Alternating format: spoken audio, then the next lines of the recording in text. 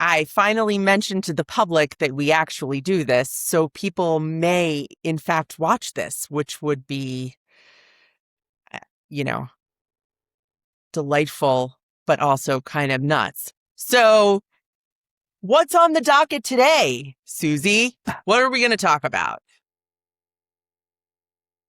Do you know what? I've been thinking about this.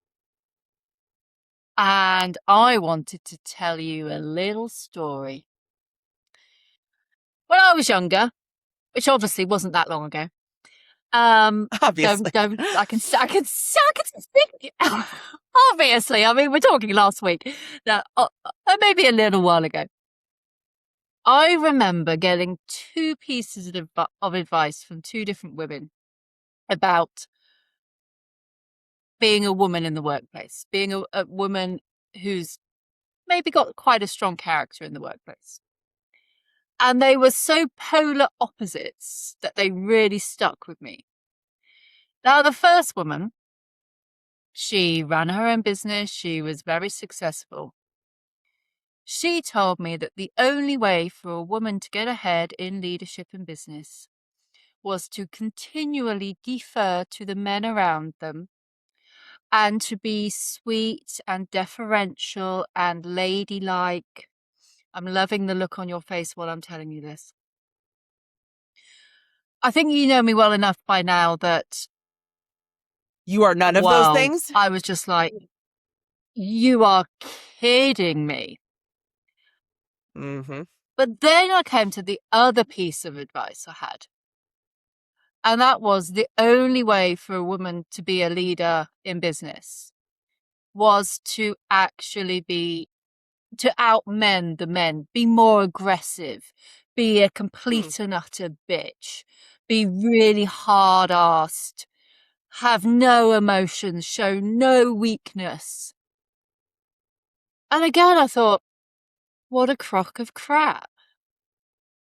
I mean, surely we can't be in the situation where the only options for women to get ahead is to contort themselves into something that they're not. And those things have always stuck with me all the way through my career. There was a third, and this is the one that I did take. One of my neighbors still lives close to me, and she's been retired for a little while now. But when I got my first ever job, she said to me, she said, never admit you can type and never take the minutes. Because at that time, it wasn't all computers. I can type, I can touch type. I learned to touch type. And I took that in, and actually that stood me in really good stead because I never took the minutes. Don't ever ask me to take the minutes. They will be like, we decided this, that was it. There'll be no other thing in there. It'll be decision, decision, decision. Probably the best minutes you've ever seen in a lot of ways. But I don't take the minutes. I never admitted I could type, so I didn't get stuck in that sort of stereotype of being a secretary. And because I don't drink tea or coffee, the fact you probably didn't know, Rachel, I don't drink tea or coffee. I'm a British person that doesn't drink tea. I always had the excuse, don't ever ask me to make the tea or coffee because I don't know what it should taste like. So I never got into those things, but contorting yourself. So that's been on my mind this week with some of the conversations I've had over recently of the difficulties, the challenges, the expectations of women in not just the workplace, but especially in leadership roles. And what really put this at the forefront of my mind was seeing the report coming out that female representation in C-suites has gone backwards. And I know, I mean, you are being so patient there, being quiet, and I know I you've got am. so much to say about this. I have so much to say about this. So, first, it's funny about your neighbor and her advice because I arrived to that conclusion on my own, thanks to an all-girls education in junior high and high school. Um, so I was at a model UN conference because I really was trying to become the biggest nerd on the face of the earth. And it was actually, I think, my first one. And we were Italy. I mean, we were totally useless. Like, we had no power, we had nothing, we had no leverage. But I really bonded well with the guys who were the United States, right? So it was like these guys from Kansas, and they were very sweet and nice and whatever. And I bonded with them. So I got into all of these conversations because, surprise, surprise, relationships actually matter. And we were having a negotiation between the US, Russia, and China. And they were all men. And I was the only woman sitting at the table. And I will never forget this as long as I live. I was in 9th grade. And the guy from Russia, like, passed it over to me, passed me over his notebook and his pen, and he said, "You take the notes." And I looked around and realized that I was the only woman in the room. And I said, "Why do I take the notes?" And he said, "Well, because you're Italy." And I was like, "No, you take the notes." And that's what I did. And it's then that I realized that the world was designed for men to engage with each other, and women were expected to sit on the sidelines and take notes. And ever since that unfortunate moment, I'm sure that kid who represented Russia is not even kicking himself now, but he really should be. Because I've sort of made it my mission to empower, enable, help support women in leadership. And I feel really strongly about this as well, because, and you and I have talked about this ad nauseum, I firmly believe that the chief of staff role is really tethered to women in leadership because it is so overwhelmingly dominated by women. That isn't to say that there aren't great male chiefs of staff, because there are. There are terrific ones. And I think it's becoming more and more mainstream for men to sort of absorb this role as well, and that there are men out there who are very talented at it. But I think women have sort of a natural inclination to listen, to absorb, to think. I think we talked about this before, but, Reese Witherspoon gave this speech once where she said, "I hate reading scripts where the woman says, 'What do we do now?' Because no woman I know in a crisis would look at everybody else and say, 'What do I do now?' They would say, 'Okay, here's what we've got to do.'"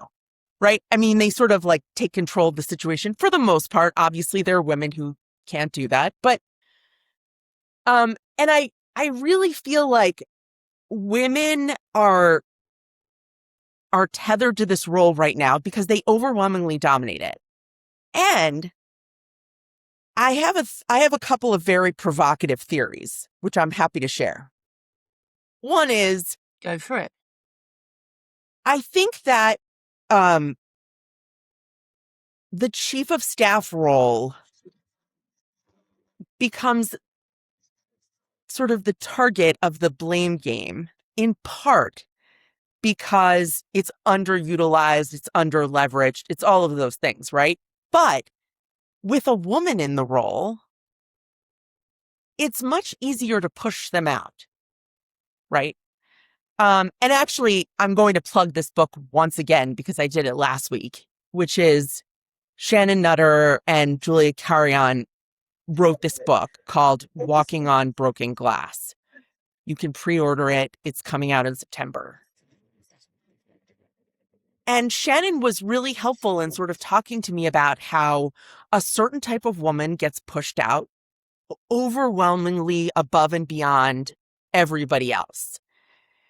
and that they talked to hundreds and hundreds of women who had been pushed out of roles. And it's there's an archetype that sort of experiences this, which is you speak truth to power, you're highly logical, you're sort of formidable in your presence and in the way in which you maneuver in the world.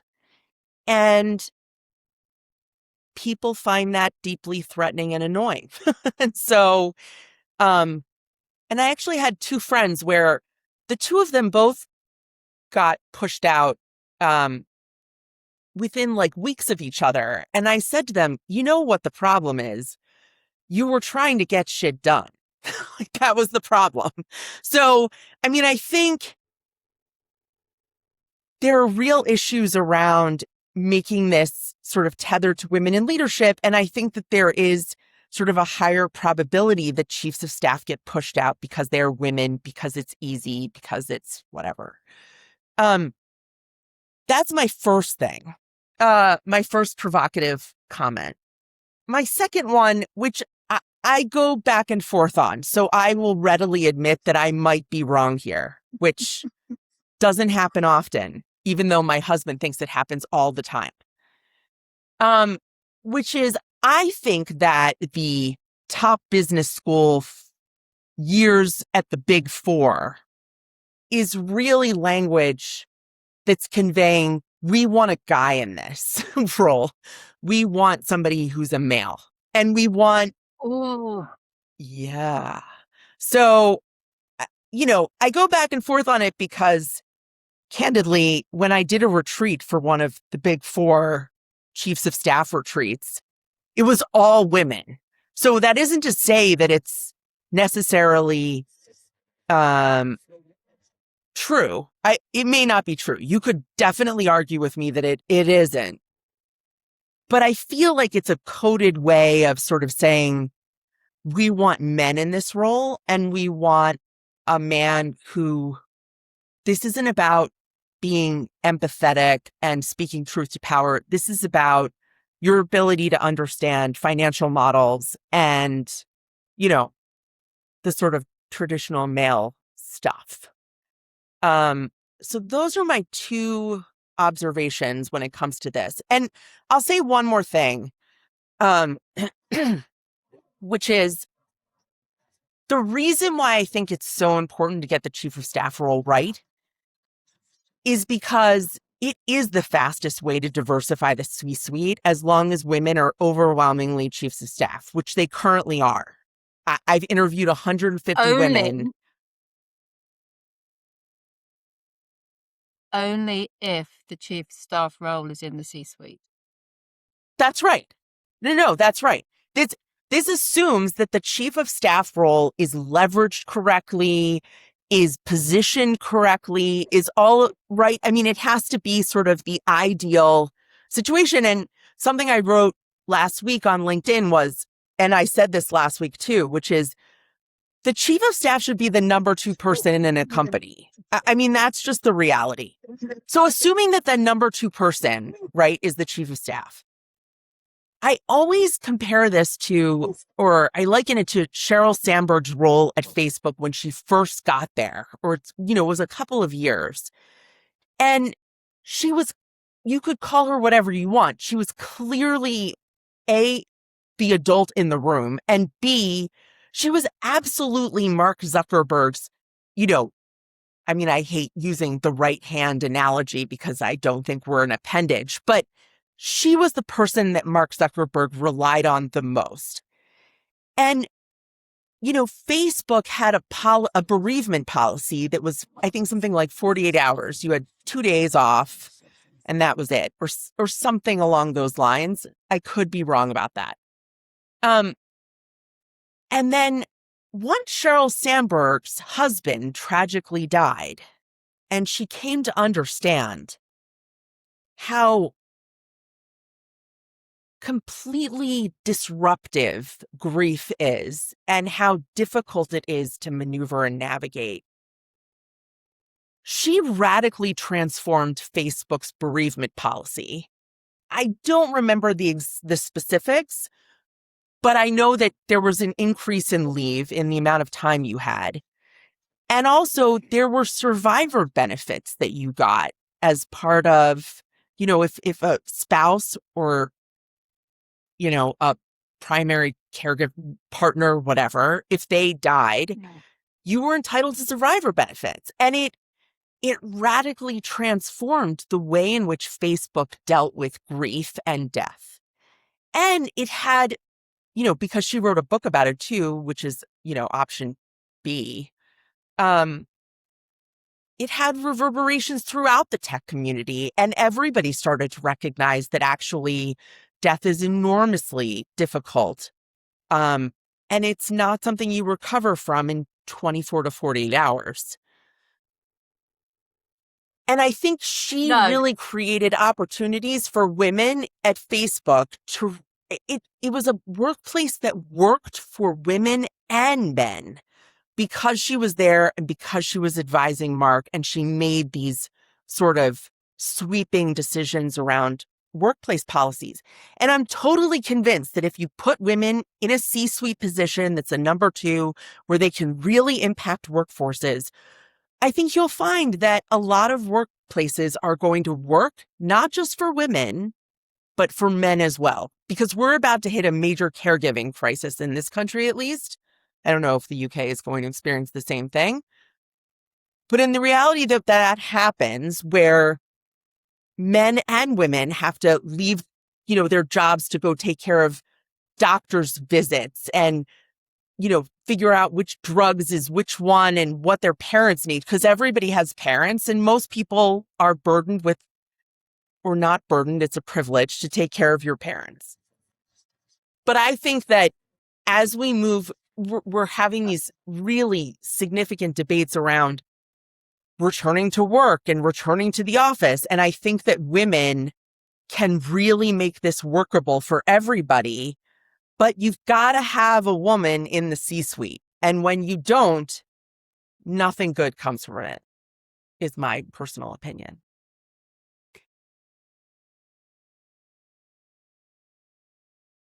I wrote loads of notes down while you were talking, just to warn you. I'm sure you did. I remember a time when I was in a discussion with 2 men, and there was a shortlisting for a position. And the 2 people who were actually shortlisted happened to be a husband and wife. And the conversation went something like this. Oh, he's really good. He would be really good in the role. She's really good. She would be really good in the role, possibly better, but she's got 4 children and they're renovating a house at the moment, so will she have time to do the role?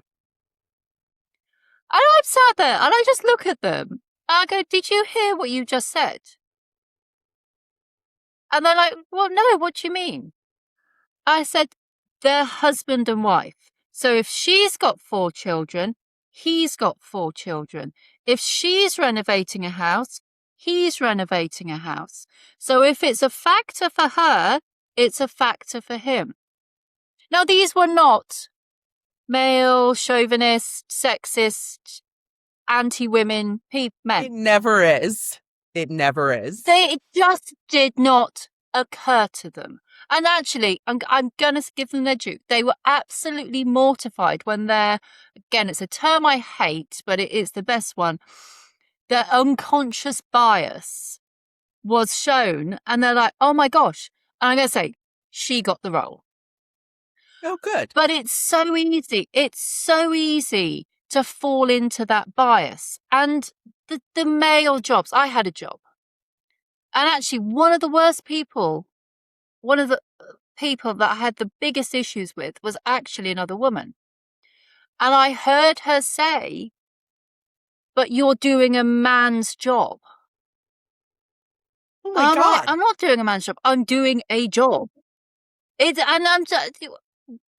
I'm going to have to call out other women on this as well, because it wasn't a man's job. It was a job. So this traditional male roles, it's a traditional male. And I remember I told you this story privately. The subjects during school that I was very good at were very male dominated. And I was the only girl in college in my further maths class.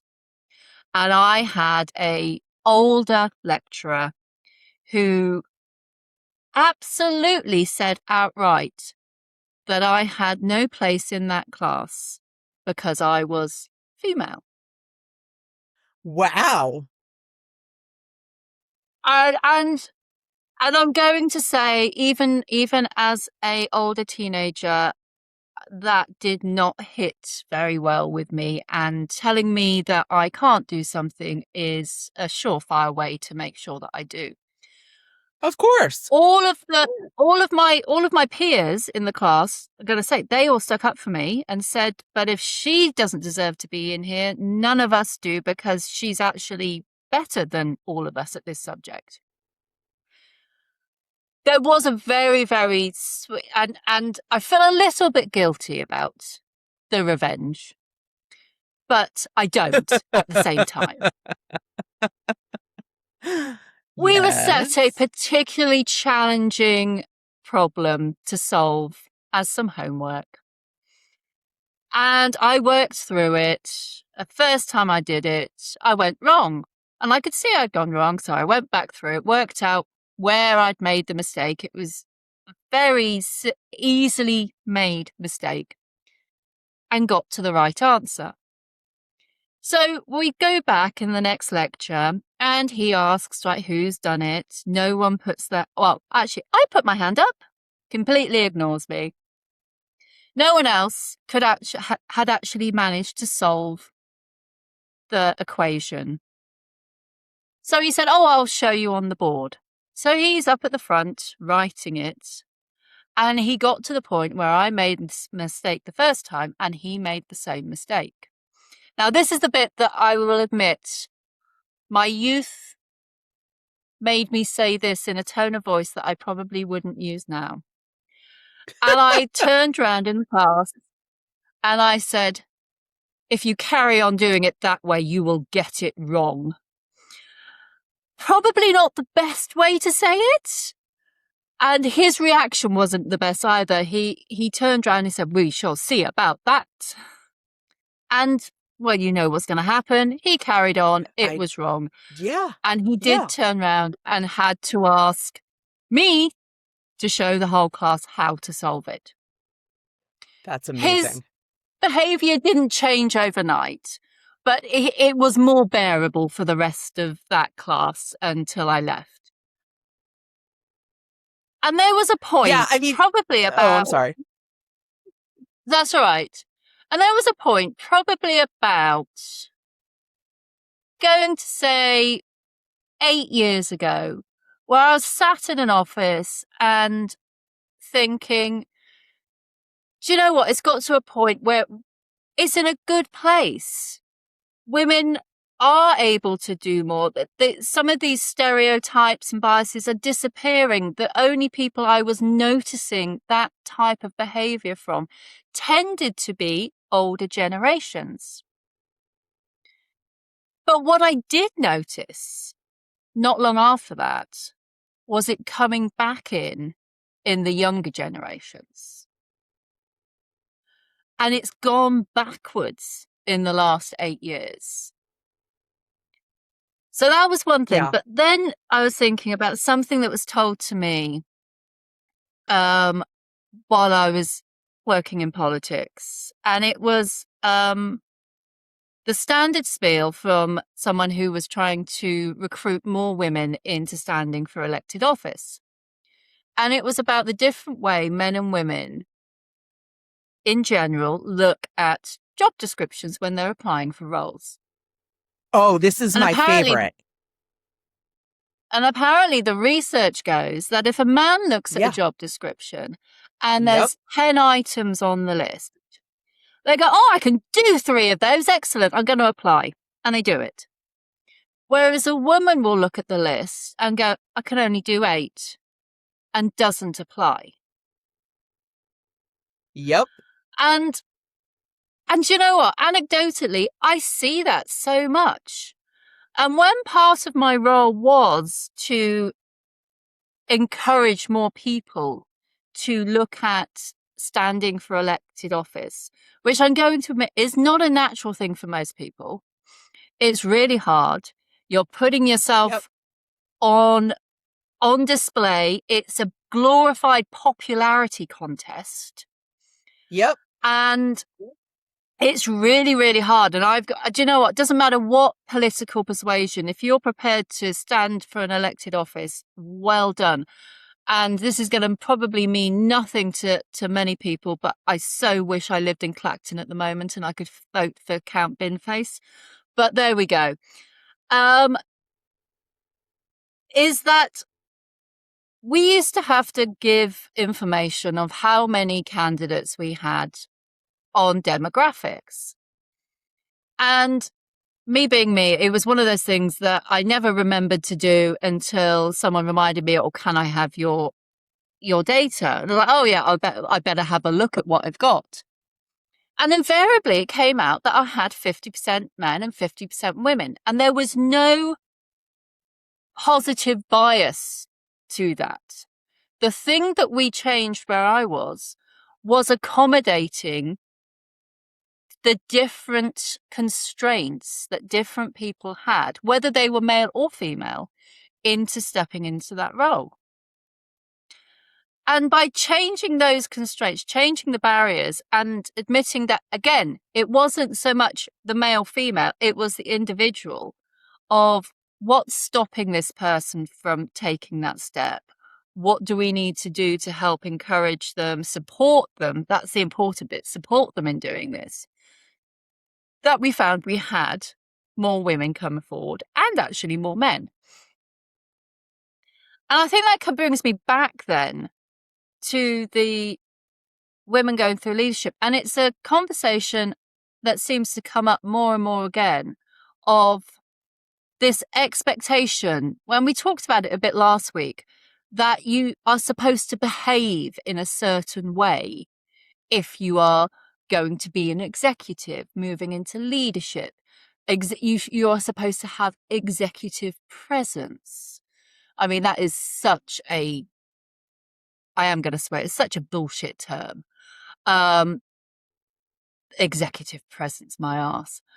That is polish.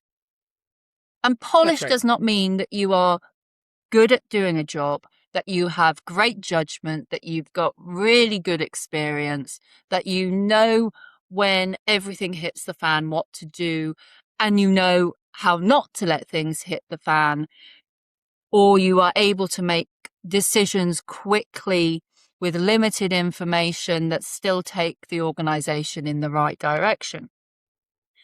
Polish doesn't give you that. Polish makes it look nice and shiny, but it isn't the things that matter.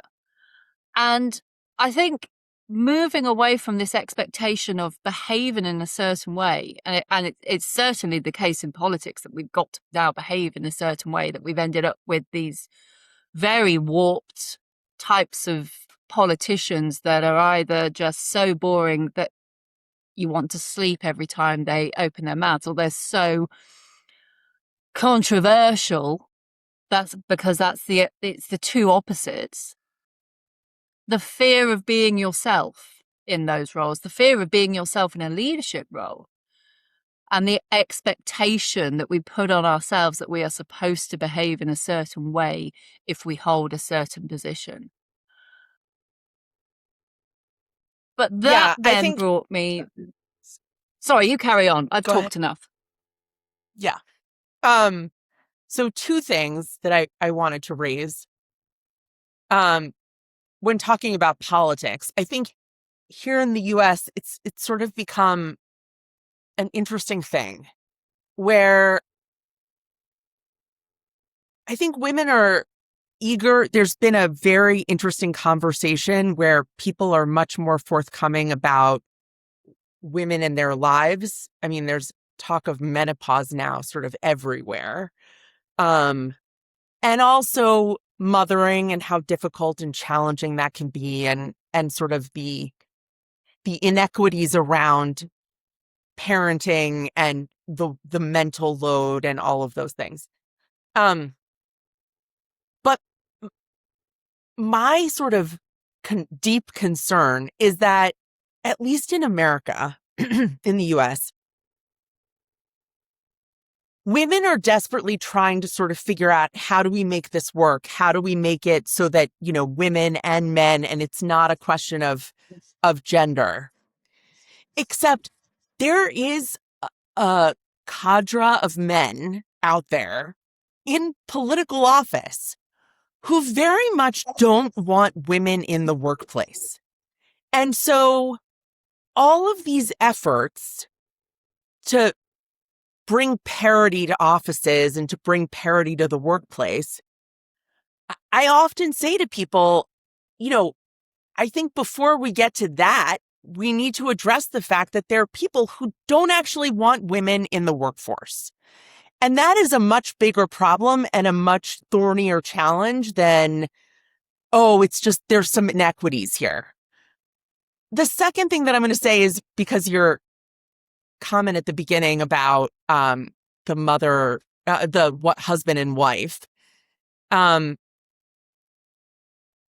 Ruth Bader Ginsburg had a fabulous story about this.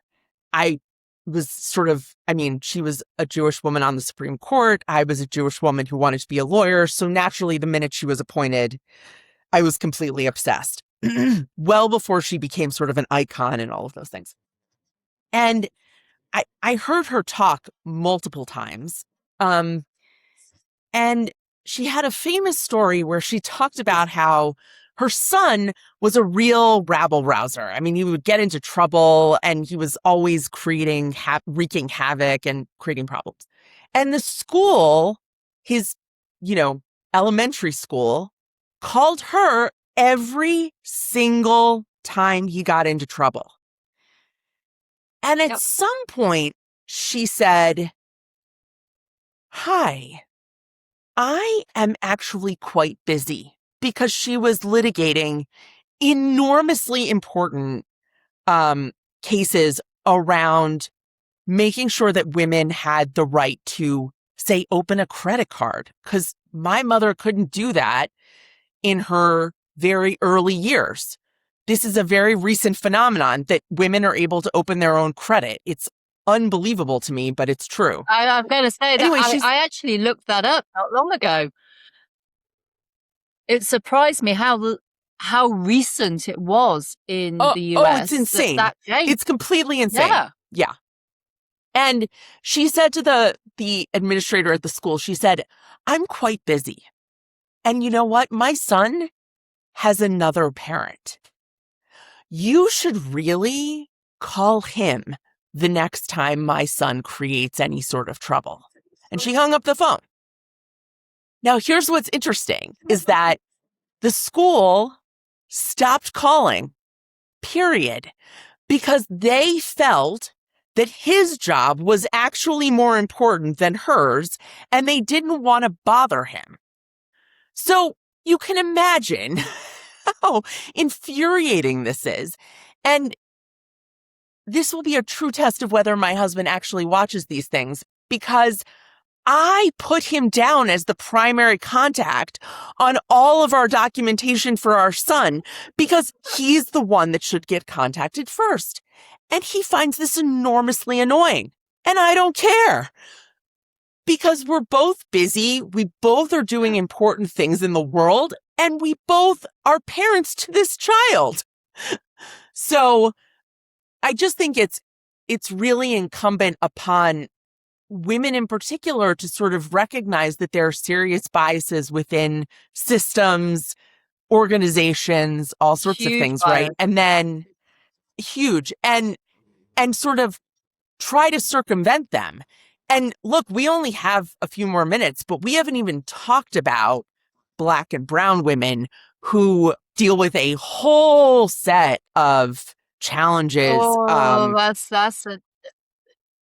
That are completely different to white women, and I will say that I have several Black female friends who, the crap that they have to endure is really stunning.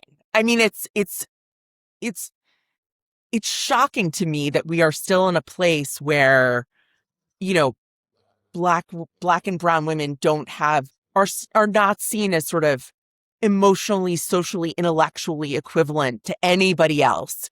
And it's a huge problem for, I think, particularly corporate America, because the reality is, if you have it, there have been multiple studies done on this, which is if you have a diverse C-suite, the likelihood that you're more successful, have generated more capital, are stronger in all of the ways. It's much more likely when you have a diverse C-suite that that's going to happen. When you have all men in a room, dumb stuff happens sometimes. So does it with women, but come on. It's not so much. I'm going to say it's not so much that it's the dumb stuff, because they're usually really intelligent, capable people. It's the different perspectives. It's the different That's right. vantage points that people will be looking at it. And it goes back to that story I told about that interview process, that you put two people in a room and they come from the same point. They don't see a different point of view. And that's where the diversity comes in. It's not having, because the one thing I will absolutely argue against is tokenism. Yeah. Of you must have this, that, and the other. Right. Because the other That's thing right. that I used to see is, and I used to have this argument quite often, again, within politics, of we need more women. And then the women were not being selected. And I said, it's not that we need more women. We need higher caliber women. And the question we need to be asking is, why are they not coming forward? Right. It's not a case of putting mediocre people in, or women above very capable men. It's the question of, how do we get those extremely capable women into the same rooms as the extremely capable men? And that goes across. And this is a classic problem, particularly in the US, because, I think that, and I don't know if I want to say this publicly, so I have to think about this, but part of the reason why we have a diversity problem in the US is because predominantly Black and brown, cities, neighborhoods, generally have schools that are not spending as much money on each student, and they're living in. Oh, we can go. I'm going to say we can go into probably that spiral of poverty, crime, education going round, and then it becoming the source. And that goes across. That does actually in the UK go across demographics, but it does end up predominantly in certain areas. And it's the circumstance that then, but the issue is, and again, I used to argue this, and you could never, ever get this round, because everything came back to data, and you could not prove preventative measures having the same impact as those of when you're having to pay for them when it's got to crisis point. And so getting funding in the UK for preventative measures to stop that cycle was really, and is really difficult. It's not just throwing money at the problem, it's trying to stop it before it becomes a problem. But because it's a bit like the chief of staff role, how do you prove that it's actually stopped the problem until you've got several years down the line and your crime's gone down and there's better outcomes for people, etc. But the political and budget cycles don't last long enough for that to actually stay in place. But it's a huge, and education is a really, really big one. And I know you have a slightly different education system, but it's the same here in some ways, that level of education and the family environment of where they're growing up, not just as in the home, but the neighborhood, all of those external factors has a huge impact. And actually, I mean, here, one of the most underperforming groups, I think the last time I looked at this, so it may have changed, was actually what we would class the low working class unemployed white males were the ones who were being disadvantaged the most Yep. because no one wants to spend money on that. And it goes, but if you raise the education level and you raise the aspirational level across the board, it only helps everyone. I feel Right. like I we mean, I went couldn't off on a agree bit of more a in tangent terms there. of your thinking around tokenism, which is, look, we need to elevate the education and sort of the thinking around how people begin their lives. I mean, I think there's sort of an obsession. I know it's true in the UK too, because I think this is like a Kate Middleton thing. Um, but the first, couple of years of life are really important. And they make a huge difference in terms of whether you're able to absorb information, all Yeah. of, sort of all of the standard measurements and tools that you use to sort of figure out whether um, somebody can handle more challenging information. And the reality is when you're born into poverty, and this is why I also care so much about these issues, is because when you're born into poverty, then you don't have sort of and you have a mother and a father who are working on, hourly wage jobs where they can't come home. And it's right. I mean, then you can't read to your kids and you can't make sure that they know their numbers and you can't make sure that they understand colors and concepts and shapes, right? And so the minute they walk into pre-K, kindergarten, they're at a huge disadvantage. And it's enormously difficult to catch up from there. And so I think the failure of our imagination around education, certainly in the very first couple of years of life, really has reverberations well beyond and into the workforce. But it's a pipeline. I mean, it's a pipeline problem. It's not a question of, and some people argue it's not a pipeline problem, but that people aren't aggressive enough or sort of,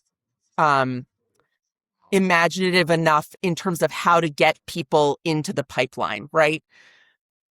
But regardless, you've got people who are extremely talented and very intelligent, and they should be selected, whether they're men or women or black or white or whatever. And I think there's real opportunity here to sort of acknowledge they're incredibly bright um, and talented people out there where you don't have to engage in this tokenism, but it's legitimately, this is actually the right person for this job. And they happen to be a black woman. Like, that's great, right? There's a really interesting one on the tokenism that's going on at the moment in chess. So I can't remember all of the details, but there is a all-female chess team that's got through in a tournament.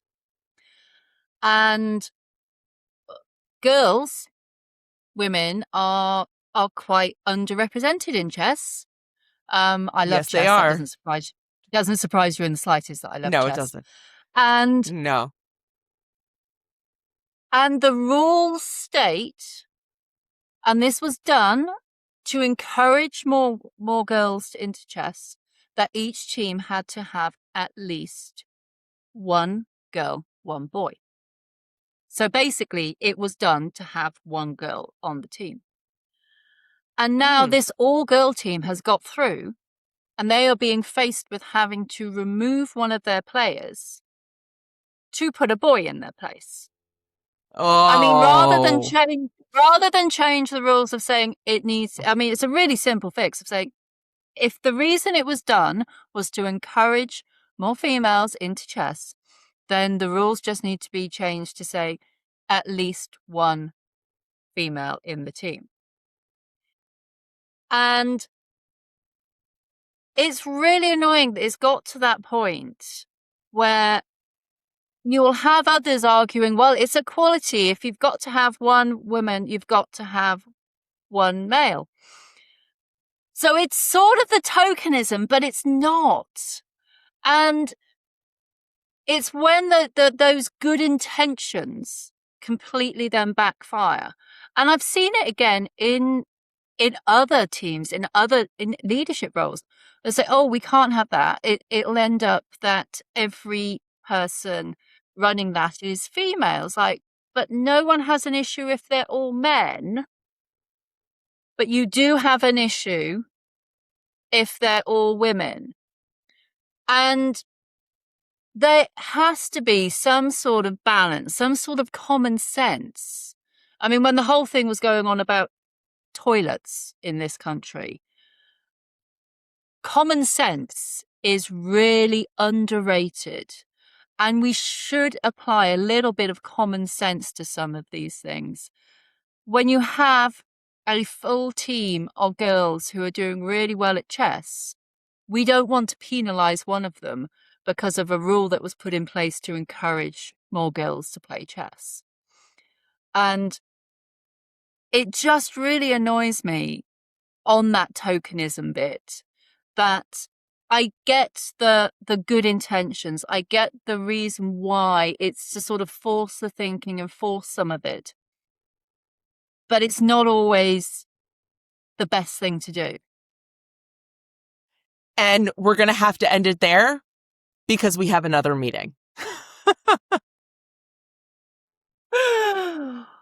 I have a feeling we could probably talk about this for far too long. And we'll exactly probably right. revisit this in another episode.